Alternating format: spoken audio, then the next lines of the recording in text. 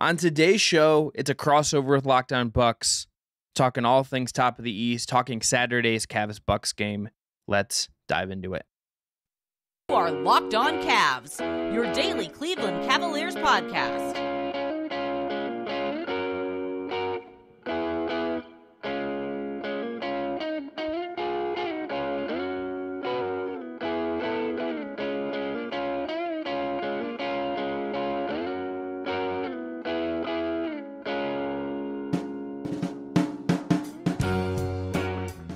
All right, the music you heard on the way in is, as always, from our friends at Astro Radio. Check them out on Apple Music or Spotify. I'm Chris Manning. Today's show is a solo with me, just me, crossover with Locked On Bucks. A few notes before we get into the conversation with the great Kane Pitman from Locked On Bucks.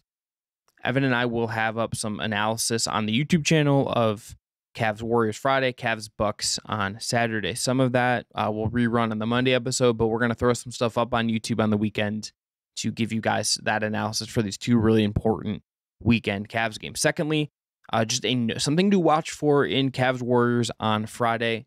The Warriors, who are playing on Thursday as of right now, they are leading the Boston Celtics in the fourth quarter, 95-86. There are about 8 minutes left in that game as I'm recording this. They went with a different starting lineup for that game. They pulled Kevon Looney out. They inserted Jordan Poole. Unclear if they will do that Friday. Unclear if what some of that will look like for them in that game, if they'll rest anyone. But keep an eye on that. We'll see how that looks on Friday. Cavs should, again, be in a tricky spot this weekend. They have their own back-to-back. They get the Warriors on the second night of their own back-to-back. The Bucks come in on 3 days off. Big weekend coming off of that Grizzlies loss from the other day. We'll have all the analysis you want. But now, here is my conversation with Kane Pitman, Locked On Bucks. Talk to y'all throughout the week. The Bucks and the Cavs are set for a Saturday night meeting in Cleveland. So what better time than to have a crossover podcast between Locked On Bucks and Locked On Cavs, because they also might be on a collision course for the postseason. For Cavs fans, for Bucks fans, we're going to find out a little bit more about these teams and also ask the question about net rating and where do these teams actually stand despite the standings right now. My name's Kane Pitman. I'm the host of the Locked On Bucks podcast. Alongside me, the host of Locked On Cavs, Chris Manning. Not doing crossover podcasts for the first time, we should say that, but we thank everyone for making Locked On Bucks or Locked On Cavs your first listen or first watch of every single day. If you haven't subscribed, make sure you go and do that on your audio platform or YouTube. It's free to do so, and hit the notifications, particularly on YouTube, so you know when the latest episode drops. And today's episode is brought to you by LinkedIn. LinkedIn Jobs helps you find the qualified candidates you want to talk to faster. Post your job for free at linkedin.com/LockedOnNBA. Chris, what's going on? I said to you before we started, this must be a fun team to cover. The Cavs are flying right now. Yeah, they're in a little bit of a weird spot right now. I don't know if you caught, or any of your listeners or viewers on the Bucs side of things caught Wednesday's game in Milwaukee, but they had a pretty bad meltdown in the last 20-something seconds of the game. 5-second violations, I think not calling a timeout, just some goofy stuff there, but they're good. And I think they feel very much, in the discussion in the East to varying degrees. And look, Kane, this game has stakes. I think when I was prepping for our show, the thing that I think gets me the most kind of excited in some ways right now, aside from all the great players, and look, I think we'll probably have both Giannis and Donovan Mitchell back from injury for this game. This game has real stakes. This is the fourth and final meeting between these two teams. If the Bucks win, they clinch the tiebreaker over Cleveland right now. That's a big deal. They'll be 3-1 against the Cavs in the year.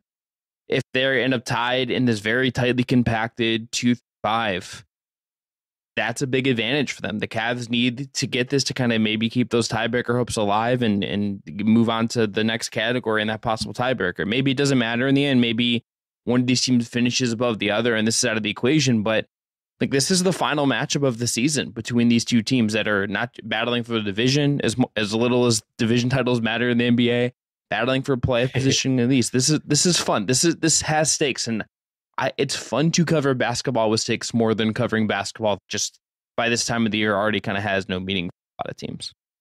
Please do not try and limit or downplay the importance of the Bucks' last 4 Central Division titles. The banners are hanging in Fiserv Forum, and everyone is very, very excited about that. I actually remember the first time I was in the building. This was when I was still living in Milwaukee prior to COVID when it was the 2018-19 season, Mike Budenholzer's first year, when they clinched the division, and they almost had like a little ceremony for the Central Division banner because, let's be honest, at that point in time, the Bucks hadn't won anything for a long time, and people were excited about that. And now it's like, division title, no one gives a crap. Can you please just win another championship while Giannis is in his prime?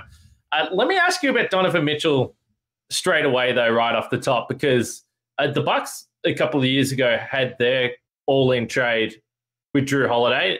And I think, over the course of their careers with the All-Star stuff, all those types of things, Donovan Mitchell might be closer to a number one player than Drew Holiday is. But nonetheless, the Bucks won a title straight away, and that was a defining trade in the history of this franchise. How is this? I mean, clearly the results look good. But what were your thoughts at the time with the Donovan Mitchell trade? And then how has that played out in terms of how perfect it could have been? Because these teams are going all in, draft capital players with these types of trades. So it's the one trade of the three big all-in trades in the summer between DeJounte Murray to Atlanta, Rudy Gobert to Minnesota, and then Mitchell to Cleveland. That has worked out. It is one of three that I think has really unilaterally, uniformly, 100% really worked out. I think that Donovan Mitchell is playing the best basketball of his career. I think this is probably going to be an all-star starter based on the latest fan return vote. He is, I think, having an all-NBA season. He's never made an all-NBA team before, but like he's having a first or second team level all-NBA. Those guard spots are very, very competitive, but like he's going to be in that discussion at the end of the year if he's close to this level or this exact level. The trade, I think, has aged like better than I would have thought, honestly, because he was not, if you can go back and listen or whatever and read stuff I did. This was like a trade that I think made a ton of sense. And I understood why you did it. It wasn't like the name I 100% was like, okay, this is the perfect name to pair with Darius Garland, to pair with Evan Mobley. But it's like kind of proven to just be like a really, really clean fit in a lot of ways. And he's been incredible. He's bought in defensively, which is really the big thing. And I don't think the Cavs are going to get that title payoff in the way that the Bucks did with the Drew trade. I don't think they're there to kind of pin it kind of where we're going to go with our discussion later. But this team went from like a really fun, scrappy team last year to a team that should, I think, expect to win a first round playoff series to make some noise in the East to some degree, provided health and all of that. That is, for a team that has struggled for the last 2 decades without LeBron James, that's a big deal.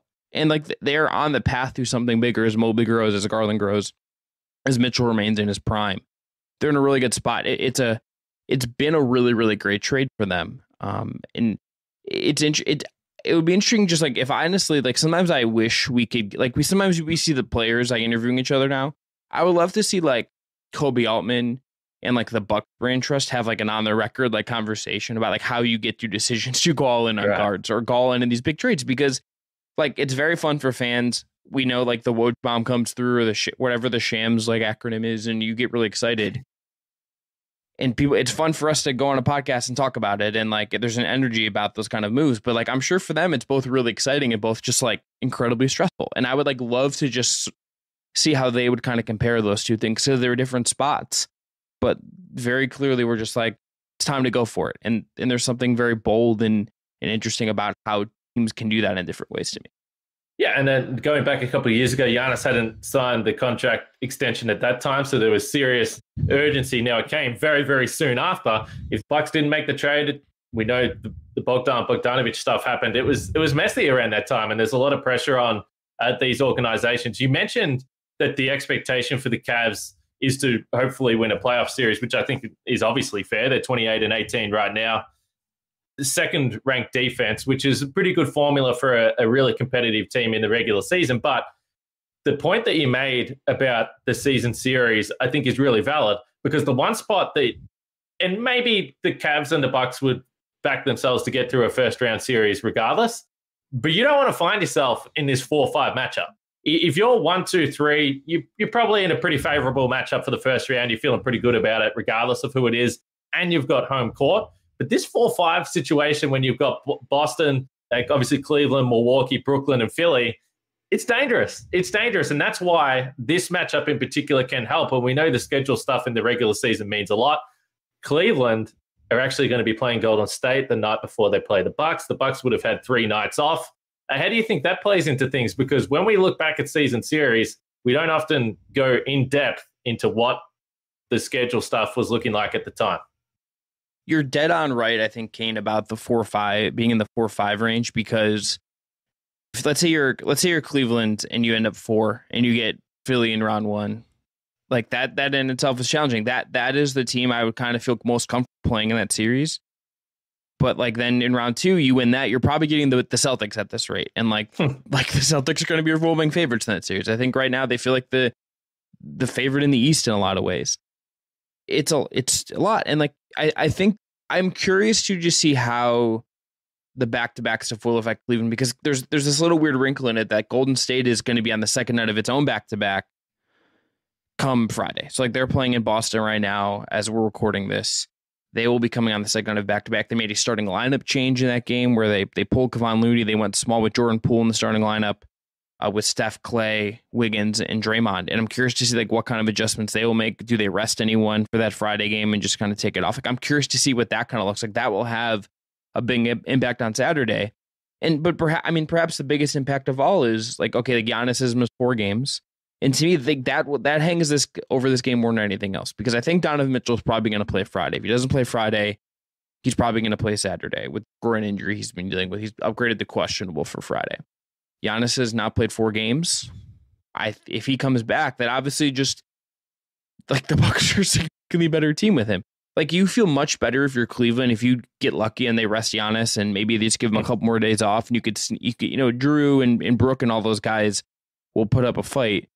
But it's just not, but avoiding Giannis is just such a coup for you if you can get it, and if that gives you the luck you need to get out of 4-5 or get a tiebreaker or whatever, that's a big deal. And that's where I wonder if Giannis is 100% good to go or close to it, like there's stakes in this game, and you know better than me, the Bucks feel like they're kind of still figuring stuff out in a lot of ways right now. Yeah, I want to ask you about where you see the Bucks right now, because it's interesting. We look at the standings at 29-16. They're second in the East, but it doesn't really feel like they've got out of first gear. They haven't had a lot of things go right from a health perspective. So I'm curious how you feel about where the Bucks stand right now. Can I throw to you, Chris? Can I throw to you for some potential support for our friends over at LinkedIn? 100%. Today's episode is brought to you by LinkedIn. These days, every new potential hire feel like a high-stakes wager for your small business. You want to be 100% certain that you have access to the best qualified candidates available.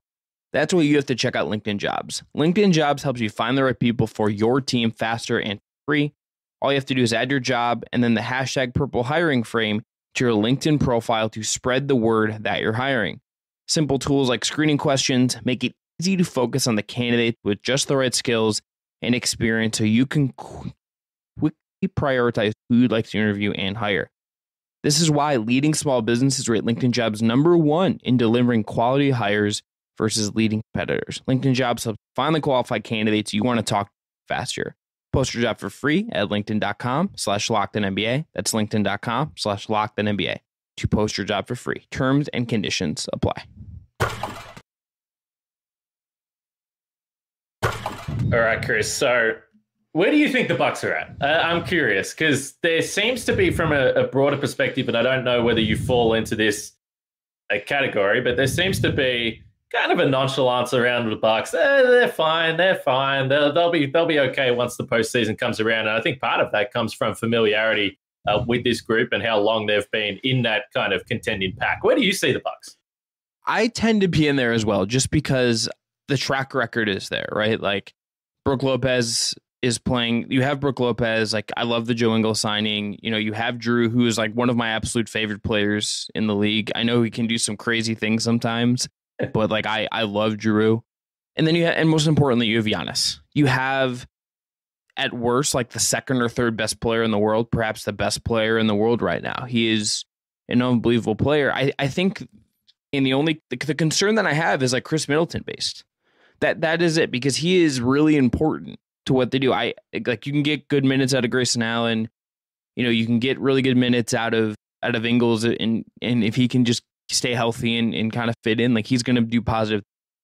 But they don't really have anyone else in their team that really provide what Middleton provides. And he diversifies the offense. Like, the thing that stood out to me the last time I saw the Bucks in person, last time they played, was how much Giannis just was like going, like, it was so much downhill Giannis. It was so much Giannis trying to like force the issue a little bit. And I think like the Bucks are the best when he gets to do different things, when he gets to screen, when he gets to just be a little bit less kind of ball dominant and just trying to sledgehammer his way into the lane for buckets.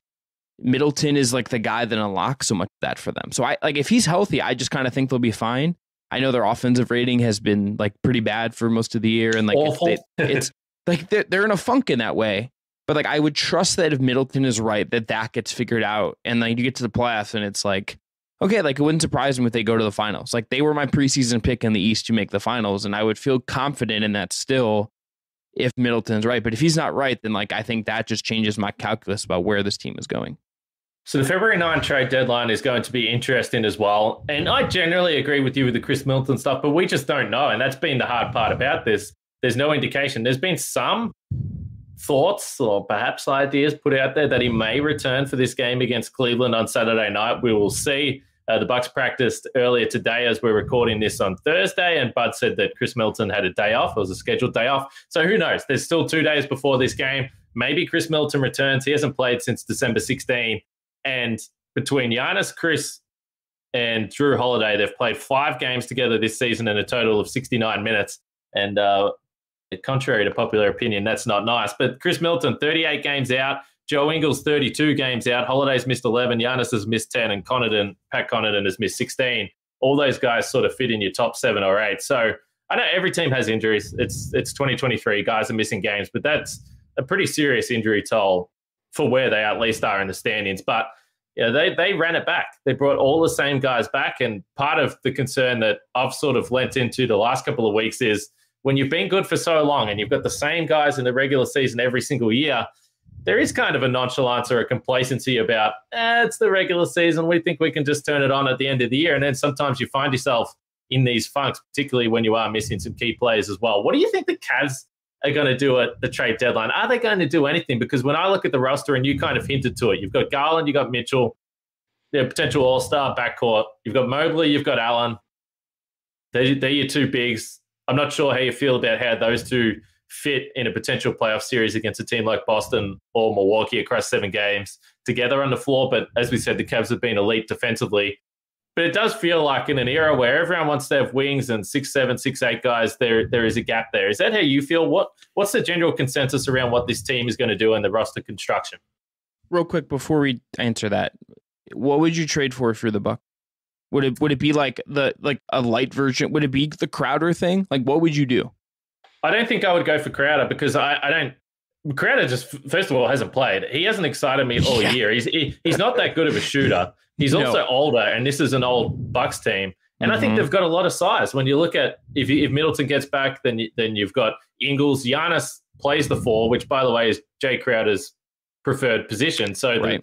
You can play small ball stuff, but I just don't think there's a lot of minutes there. If I'm the Bucks, I'm looking for another guard. And the obvious guy that keeps being brought up in trade talks because of the $10 million contract, plus some perhaps defensive issues against a team like Boston because of the size, is Grayson Allen. So if you're trading Grayson Allen, who's been a major rotation player for this team, then I think you need to bring in a guard. So the guys that have been thrown up there, obviously there was talks about both Bogdanovic players there, but I don't know whether the Bucks have the assets to do that.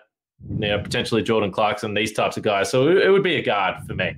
Yeah, that feels right. So on the Cleveland side, they need stretch. They need horizontal stretch in the worst way. I don't really have any concerns about Mobley and Allen in a playoff series, just because I think like they will be able to switch, and Mobley is like an absolute alien. And like you're going to get beat sometimes, and like Tatum and these guys are going to go off. But like I feel like they can acquit themselves very well in that series. I don't really have concerns there.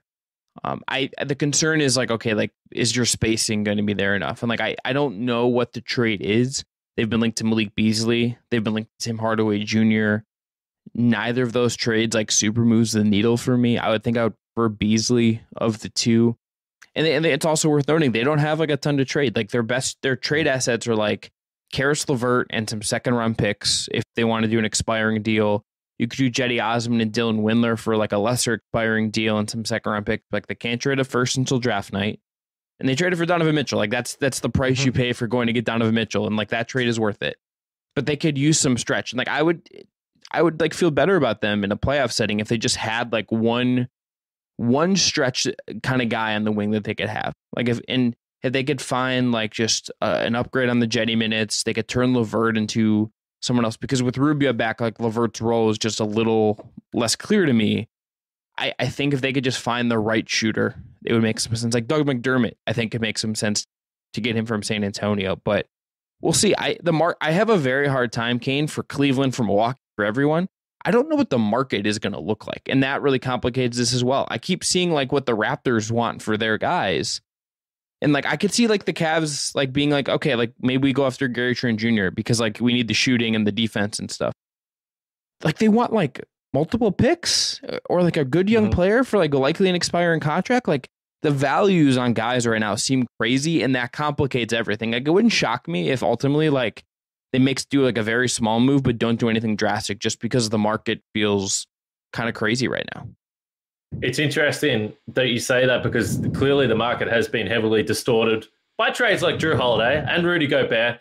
Maybe less so Donovan Mitchell, in all honesty. And to be fair, like I mean, Utah got some handy players. We can get into that if you want, but like they're doing fine, even though they lose, the franchise guy. So it's tough to predict. The one thing that I've mentioned, and perhaps your listeners have forgotten about this a little bit, going back to the Bucks championship year, they traded for PJ Tucker, and leading up to that trade deadline, the Bucks were in the mix. They were reported that they were interested, but I just could not figure out how they were going to get PJ Tucker because they just didn't have any assets that I thought were intriguing. They ended up trading DJ Wilson, who was not playing for the Bucks, DJ Augustine, who had a really bad contract, and it was a mistake in free agency. And then they essentially traded a first-round pick and got the Houston Rockets second. So there was about 7 or 8 picks difference there, and they got a genuine difference maker that helped them win a title. So I don't know. I also agree with you. The Bucks don't have a lot. They've got a 2029 first-round pick, which is obviously scary to dangle out there. And is that even worth it at this point in time? People have different views there. So I don't know, but you can be surprised sometimes. Sometimes these trades go through and you just ask yourself, how was that value even possibly worthwhile? I think the Bogdanovic trade at the start of the year goes to Detroit. People looked at it and said, how does that happen? And now all of a sudden Detroit want a first-round pick or multiple firsts for Bogdanovic. So it's a weird time of year, Chris. 2029 feels so far away. And then you remind yourself, actually, it's coming up pretty quick.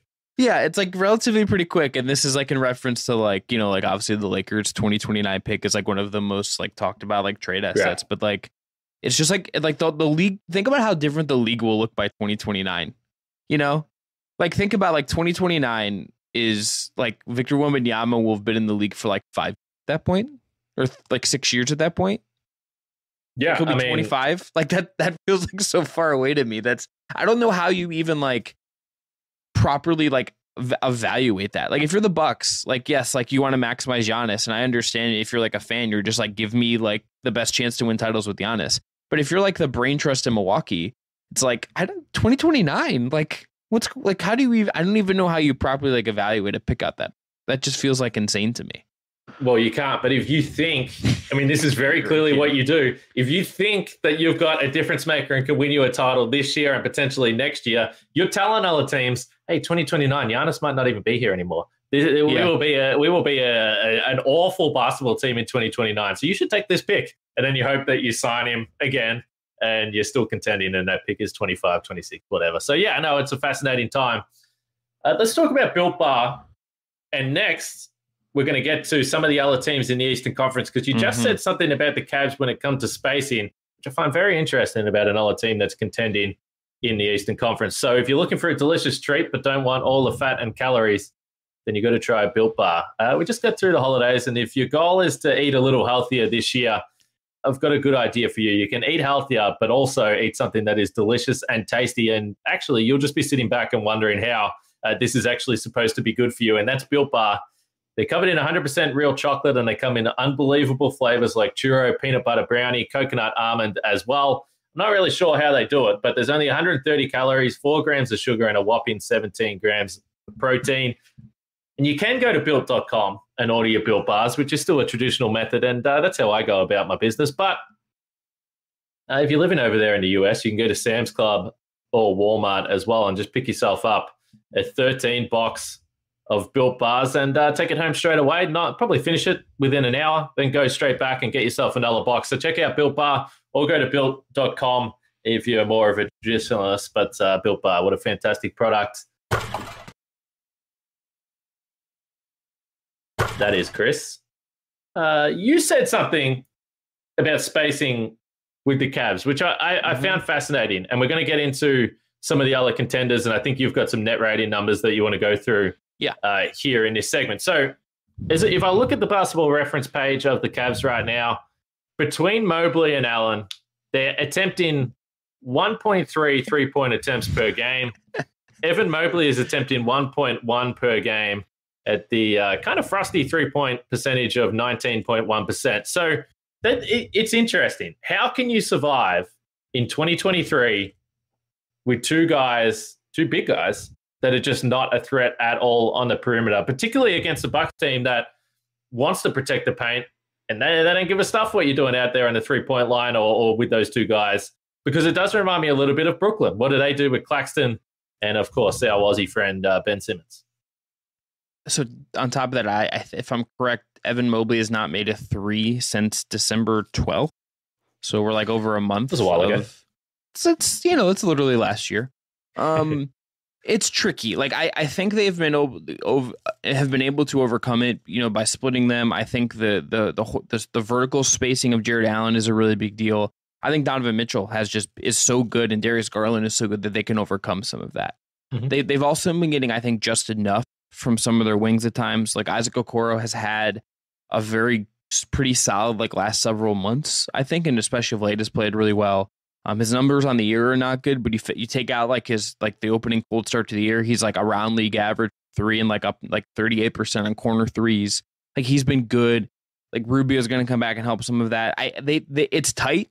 I think certainly in the playoffs, it's going to feel even more cramped, but they do just enough. And Mitchell is so good, I think, in particular, and has been so dynamic and has just kind of just been insane, honestly, just playing at an insane level that they have enough to kind of, their offense isn't great. It's outside the top 10 for Cleveland Glass. And this is the defense first team, but they do enough. The model of this team is let's do enough on offense and let's be really, really good on defense. And that was the case last year. And that's the case now working this year. Is Kevin Love good? Not right now. Not right now. He is dealing with his thumb injury.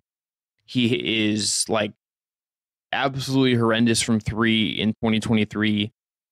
He's been hurt for a while now, and it's just not looked right. I kind of think they're at a point where maybe he just needs to sit and get healthy and just see if you can get the thumb right. They really miss Dean Wade, who's been out with a shoulder injury now for 4 or 5 weeks, and could have maybe taken some of the pressure off Love to play. Love is good. He was having a really good start to the year, but this thumb injury has completely derailed him. He was a legit 6th man of the year candidate this year. He was on that pace to start the year in my mind. And then the thumb injury has just completely derailed. And again, there's probably questions about what he looks like in a playoff series as well. But it's, especially now that he's 34, and there were questions about him in his prime when the Cavs won a title. But the trickiest thing is just thumb. And if that doesn't get healthy and his shooting doesn't kind of normalize to what he should be, then he's not going to be good. And then that's a problem. So last one before I'll throw it to you for this, and we're going long, which of course we knew we were going to do. Yeah, whatever. Kevin Love, where is he on the, what's the right word for this? How do Cavs fans feel, big picture about, is he loved? Because I know they went through this period where he signed the contract, he was going to be traded, maybe he didn't want to be there. Where does he sit in the overall picture when it comes to Cavs fans? I think the vibe shift with him has been pretty drastic. Yeah. So I think Kevin Love, when he signs the extension and then a year not long after, I remember watching an ESPN thing where Woj just talking about they're trying to trade him. And it was Kevin wants out. I think he wanted out. I think he was not happy here with how bad they got and just how things kind of fell off the rails. But he got his money and I think figured he could get traded, and then he couldn't. He was getting hurt, and that was just a ton of money for Kevin Love at that point. And, good for him. Secure that back. But yeah. I think now that it's completely turned around, he's embraced his bench role. He has embraced kind of everything they've asked of him. He has settled into a role. There are some times like we'll do mailbag questions for the pod, and like we'll have people ask like, hey, should they turn his contract into 2 other players or use him to go get someone else? And in a cold world, I think that's like not an unrealistic thing. Like you absolutely could see, teams exploring that. It wouldn't surprise me if they've had a meeting on that, right? But like it's at the same time, he's I think pretty beloved, and I think he's been sneakily important. He was really, really vital to them last year, and I think the best version of them this year has a Kevin Love who is helpful. And what that means for the future is a complicated question because he will be a free agent. He's also in his mid-30s. Like there's not a ton of like you're not going to have Kevin Love for the whole duration of what you have here, but he's really important right now. And I think he's kind of gone back to being a really beloved guy, part of that 2016 team. He's the last guy around, and I think has really kind of reestablished himself as a guy people really like, even though right now he's in an absolute. Yeah, it's crazy. Then his 9th season. I mean, he's just been there a long, long time. All right, what are you thinking about this? The rest of the contenders in the East. All right, so let's run through this very quickly. Here are according to Cleaning the Glass, which is Ben Falk's site. This factors out garbage time for people that are listening or watching and don't know. Here's how they have the net rating for the top five teams in the East. So Boston, Cleveland, Milwaukee, Philly, and Brooklyn. Boston is plus 7.6 per 100 possessions. That's first overall in the NBA. Next up in the East are the Cavs. They are plus 4 per 100 possessions. That's 4th overall in the league. Philly, and this surprised me a little bit, is 5th overall at plus 3.7 per 100 possessions. Third among teams in the East. Brooklyn is 4th among teams in the East and 6th overall. They're plus 3.6 per 100 possessions. Milwaukee is at 10th overall, 5th among these teams, plus 2 per 100 possessions. So Ken, I bring this up because I think that sort of reflects like the standings pretty accurately. Boston feels like right now to me, I don't know if we'll see if they Golden State or whatever, but they are like they've kind of pulled a little bit ahead of late among the rest of these teams. It feels like right now they are the favorites to win top seed in the East, and that leaves Cleveland, Milwaukee, Philly, and Brooklyn all to battle it out for 2 through 5, with who gets 2 and 3 being in a much better position than the teams at 4 and 5 will then have to face each other. But I ask you, how those teams stack up in terms of net rating, which to repeat is Boston, then Cleveland, then Philly, then Brooklyn, then Milwaukee. Does that order reflect how you feel about the teams in terms of their hierarchy when the chips are all down and we're kind of analyzing championship contenders in the East? For most of the season, I've had Boston and Milwaukee as the 2 teams that I think are the best in the conference, with Brooklyn as a pretty major wild card. Depending on, they've got some contracts that the Nets can make a move as well, and potentially they will. But overall, I had them as a wild card because of the natural unpredictability of what the hell is going to happen next with the Nets, right? Yeah. The Cavs, it's interesting that you said earlier in the podcast that you thought maybe it was a bit early for them to win a title. And it's always fascinating to me. And we always slip into this idea that, you got to have a run. You got to have a postseason run. It's the first year with Donovan Mitchell. They got a bunch of young guys. It does feel like maybe it's a little bit too early, but they got a top, regardless of what happens, things will move and change a little bit, but, a top 3 defense, which, that can get the job done in the postseason. The net rating stuff, particularly with the Bucks, I mean, you pointed to it. They've been only a week ago, they were like 24th in offense and I think 22nd in half-court offense. I mean, they've been absolutely dreadful and carried by their defense. So it's not a surprise that their net rating is not great. But again, I think once they get all their guys healthy, and if they do get all their guys healthy, then I don't think that's very reflective of where they sit. And you're just going to have teams like Boston, lost in the NBA Finals last year. Mm-hmm. They're extremely motivated. Jason Tatum's played 43 games. Brown's played 40. Marcus Smart has played 39.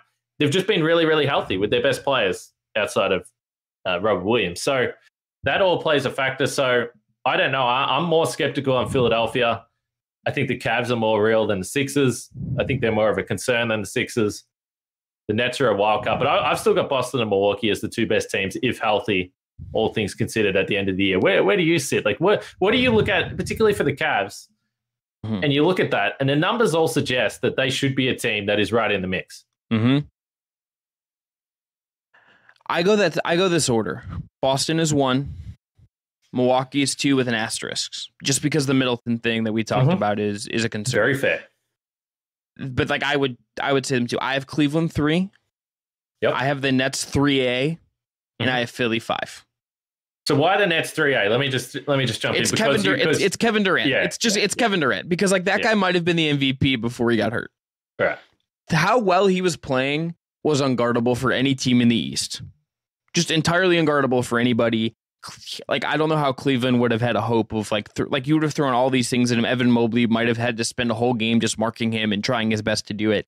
And it might not have been enough because he was playing just an insane level of basketball. And I kind of think that guy, with the shooting they have, if Joe Harris and Seth Curry kind of just like normalize and stop playing the weirdness, if Kyrie just doesn't do something insane for the rest of the season, if Ben Simmons like shoots and takes free throws, like that team is just going to be like really good. And Jacque Vaughn has done an incredible job, I think, with that team. Like that, he has done enough with that team where like he's probably in the coach of the year discussion, which like is crazy considering he was like an in-season appointment after Steve Nash was let go. But like they were that good, and it's Durant. Like the level he was playing was just obscene. And if he comes back from his injury and is playing at that level, like it's hard for me not to like put them like maybe at 3. I think it's interesting that we both have Philly kind of like a little bit lower. They're third among these teams in net rating, just by a hair over Brooklyn. Like they have been playing, I think, really well of late. When I've been thinking of them through like a Cleveland context, and let's say Cleveland gets them in a 4 or 5, that's the series. If I'm Cleveland, if I am in the 4 or 5, that's the one I would want, because I feel like I would be pretty comfortable, as much as Embiid is going to have like probably put up monster numbers no matter who you have. I think defensively, like Harden and Maxey needing to be on the court together, particularly late in games, like I think Garland and Mitchell would absolutely like shred that up. And I think Mitchell has done enough this year defensively and put in the effort where like I'm not as worried about him repeating what he did against Dallas last year in that context. So like I just look at those two guys playing defense together, and I think that's a liability if we're stacking them up against the best teams in the East. But like it's also like Joel Embiid's there. Like I think all of these teams are just awesome. And like we're picking nits, I think, to separate them, aside from the fact that I think right now Boston is number 1, and I don't think that's even like a discussion. Yeah, I think the Celtics are pulling away outside of having any health stuff. Yeah, I think they've probably got the number 1 seed locked up. I think most people feel that way. I will say the danger for the Bucks is, as I pointed to, they're kind of coasting. They've kind of been coasting all year. Now, some of that has been out of their hands again with the health stuff, but if they don't figure it out, and if they do somehow slip and they end up in that 4 seed, there's a great point you made. Not only do you have a difficult first round series, but you got Boston probably waiting in the second round, and all of a sudden your path to the title is pretty damn scary. And right now, as we record this, there's only a game and a half between 2nd and 5th. So that I mean, those positions are going to change multiple times, you would think, throughout the rest of the season. So it's fascinating. The Bucks are in a holding pattern. It probably feels like it's a more enjoyable season for you watching the Cavs and the Donovan Mitchell and everything that's going on. I got to watch Donovan Mitchell score 71 in person. That is one of the most insane things I've ever seen in my entire life, Kane. It was unreal. Like it's fun, and it's fun. Good basketball is very, very fun. Just wait till the Cavs get to their 4th or 5th year of being pretty good. And look, I mean, you've been there. I will never in my life watch the last LeBron year, them like going to 7 games in round 1 against the Indiana Pacers, and LeBron having to like duke it out with Bojan Bogdanovic in the post for them to advance. I've seen some stuff, Once you see that, it's like that's malaise. There's no more malaise than the 2017-18 last ride LeBron James Cavs. Good Lord, that team did not. It's a long regular season, but we have some fun moments. We get to watch Giannis as well with good fun. And I got Joe Ingles on the team. I'm loving life right now. He's playing good basketball. Love Joe Ingles. I'm hoping, I don't know if you saw the video, but I'm hoping we get Robin Lopez mic'd up again on Saturday so he can troll his brother, just like complaining to the refs about his brother. We need more of that. I want to ask you one last thing before we go. You look at the teams outside the top 5. So like Miami, the Knicks, Atlanta. Is there any one of those teams that feel like could have a puncher's chance against this top 5? No. Yeah, I'm the same way. Unless there's a trade. Yeah, Miami's always a team to watch. Kyle Lowry looks like he's probably done and dusted. I can't imagine the Knicks are going to do anything crazy, but it's the Knicks. So, those are the teams. Yeah, probably Miami. I mean, Miami's the team that stands out to me. Will they do anything? I think the Raptors are probably going to go the other way. So I don't think so, but I could have a different opinion after Feb 9. Yeah, seeing Jimmy Butler in a playoff series is always just going to be a pain. So like that would kind of be my default answer. But Toronto would have maybe been my answer. But like it seems like they're going to, and I feel like they should just kind of probably like blow it up and like. But like that's a team like if Cavs seen them, the Raptors are 3-0 against Cleveland this year. Like that would have been like could have had just some intrigue as like a first round thing if it would have went that way. But like they're 11th right now, and it feels like they should kind of. But I think of those teams, it's got to be Miami. Like if whoever gets it, let's say Atlanta's like the 7 seed and like the Bucks are second, you're thrilled. you're absolutely thrilled for that series if you're the Bucks. Like that's a massive win for you. Yeah, I don't think there's anything crazy going on in the first round between these teams. I think from the second round on, it's going to be an absolute bloodbath, which I can't wait for. And by the way, it'll come around pretty quickly. Can't wait. I'm sure about that.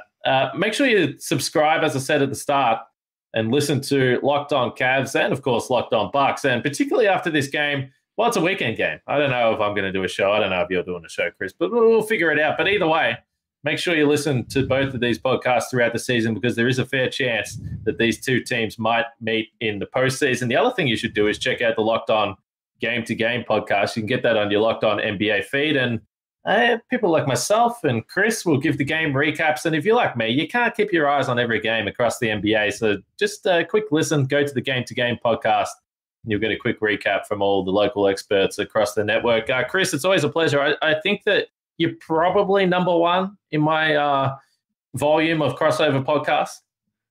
No, this is a pleasure. I always love when I get the Kane DM and it's like, let's do a pod. I'm like, let's go. It's going to be a good time. So thanks for doing this. I'm pretty sure one time we did a George Hill podcast. So, look, man, 5 days a week means we're going to do some weird stuff. You know, that's right. We're going to talk about George Hill for like 30 minutes. That's okay. You know, the people love it. People love it. They do. And George still on the Bucks. Shout out to him. He's chasing that elusive title. All right, let's wrap it up. As I said, you can catch Chris on Twitter, CWM Writes, myself on Twitter at Kane Pitman. And whether it's a Locked On Cavs or Locked On Bucks, we'll be back with a podcast after the weekend.